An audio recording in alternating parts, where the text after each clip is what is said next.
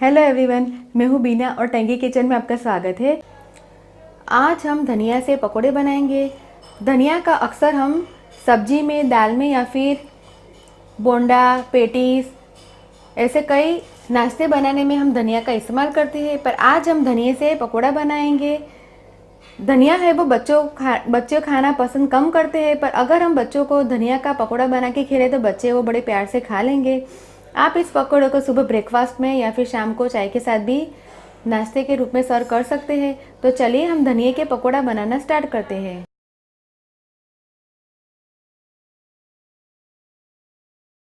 पकौड़े बनाने के लिए मैंने यहाँ पे आधा कप बेसन, 1 कप धनिया को मैंने धो के फिर काट के लिया हुआ है, 2 बड़ा चम्मच चावल का आटा, नमक हम लेंगे स्वाद अनुसार, छोटा टुकड़ा अदरक का और 4-5 लहसुन की कलियाँ, दोनों को मैंने साथ में पेस्ट बना के ली हुई है, 1 छोटा चम्मच नींबू का जूस, 2 हरी मिर्च जिसे मैंने काट के लिया हुआ है और पिंच ऑफ बेकिंग सोडा और तेल लेंगे हम पकोड़ा तलने के लिए। तो चलिए हम पकोड़ा बनाना स्टार्ट करते हैं। सबसे पहले हम पकोड़े के लिए पकोड़ा का बैटर बनाएंगे।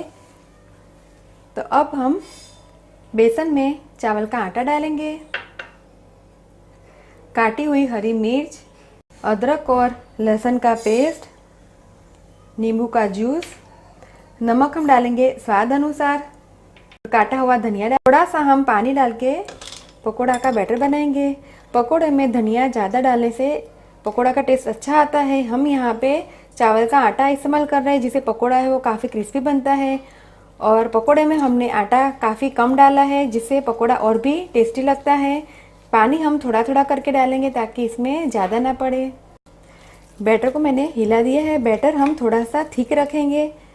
बैटर की कंसिस्टेंसी कुछ इस प्रकार की ली हुई है। अब हम तेल को गरम करने के लिए रख देंगे। तेल गरम हो गया है तो बैटर में हम पिंच ऑफ सोडा डालेंगे और इसे अच्छी तरह से हिला दें। तेल गरम हो गया है तो अब हम इसमें पकोड़ा डालेंगे। पकोड़े हम छोटे छोटे बनाएंगे। अगर आप चाहे तो पकोड़े चम्मच की सहायता से भी डाल सकते हैं। मैंने यहाँ हाथ का इस्तेमाल किया है। एक एक करके हम पकोड़ा डालेंगे। गैस का फ्लेम हम स्लो करेंगे ताकि पकोड़े है वो कच्चे ना रहे और कढ़ाई में आए उतने पकोड़े हम डाल के क्रिस्पी पकोड़े तैयार करेंगे। पकोड़े को हम पलटा देंगे।